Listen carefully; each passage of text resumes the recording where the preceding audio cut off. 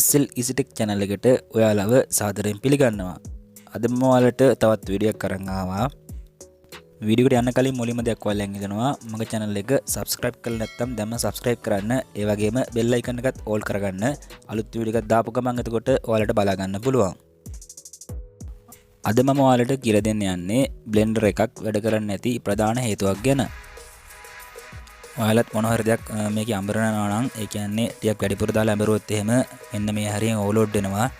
මෙන්න මේ ස්විච් එක ඊට පස්සේ එකපාරක් පුෂ් කරපුවාම ආය හරියනවා. ඒ කියන්නේ ආය බ්ලෙන්ඩර් එක වැඩ කරනවා. මේක ඔයාලා දෙතුන් ගමන පුෂ් කරලා බලන්න.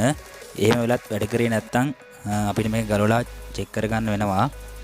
මම දැන් ඔයාලට කියලා දෙන්නම් ඒ කොටස කොහොමද චෙක් කරන්න කියලා. දැන් මේකේ පිටිපස්සේ තියෙන ඇන ටික මේ විදිහට ගලව ගන්නවා මම. දැන් මම මේකේ ඇන සියල්ලම ගලවන ඉවරයි.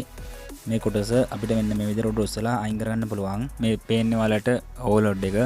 ඒකේ ඕවර්ලෝඩ් එක ඇතුළේ පැත්තේ තමයි තියෙන්නේ මේ. මේ ඕවර්ලෝඩ් එකේ ඩැමේජ් එකක් නැහැ. ඔයාලට පෙන්වන්න ඕනේ තමයි මම මේක මේ විදිහට කරන්නේ. ඔයාලා ගාව ක්ලිප් ඔන් එකක් හරි මල්ටිමීටර් එකක් හරි දෙයක් තියෙනවා නම් මේ විදිහට මේ ක්‍රොප් දෙක මේ ඕවර්ලෝඩ් එකේ අග්‍ර දෙකට තියලා අපිට චෙක් කරගන්න පුළුවන් මේක හරියට වැඩ කරනවද කියලා.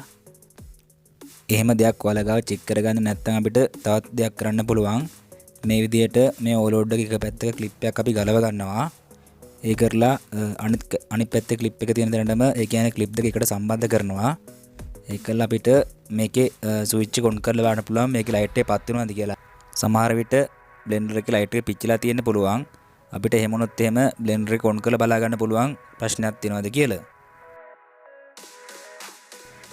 ඔයාලට විශේෂ දෙයක් කියන්න ඕන මේක විදුලියට සම්බන්ධ කරලා ඉවරලා විදුලිය යන කොටස් කිසිවක් අල්ලන්න යන්න එපා.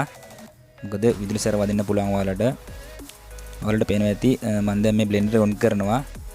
ඔයාලට පේනවා ඇති මේකේ මෝටරේ කැරකෙනවා දැන්. ඒ කියන්නේ මේක ප්‍රශ්න තිබිලා තියෙන්නේ ඕවර්ලෝඩ් එකේ.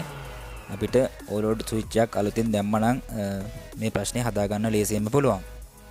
මේකේ ඕවර්ලෝඩ් එකේ වයර් ෂෝට් කරලා පාවිච්චි කරන්න එපා. මොකද මෝටරේට වෙන හානිය අවම කරගන්න තමයි අපිට මේ ඕවර්ලෝඩ් ස්විච් එකක් දාලා තියෙන්නේ. මේ විදිහට අනිත් ක්ලිප් එකත් ගලවලා ඉවර වෙලා එහා පැත්තේ තියෙන නට් එක ගලවලා අපිට ඕවර්ලෝඩ් ස්විච් එක ගලවලා එළියට ගන්න පුළුවන්. මේකට උල්ලන් ඩොක් වෛද්‍යයක් භාවිත කරන්න. එතකොට අපිට ලේසියෙන්ම ගලව ගන්න පුළුවන්.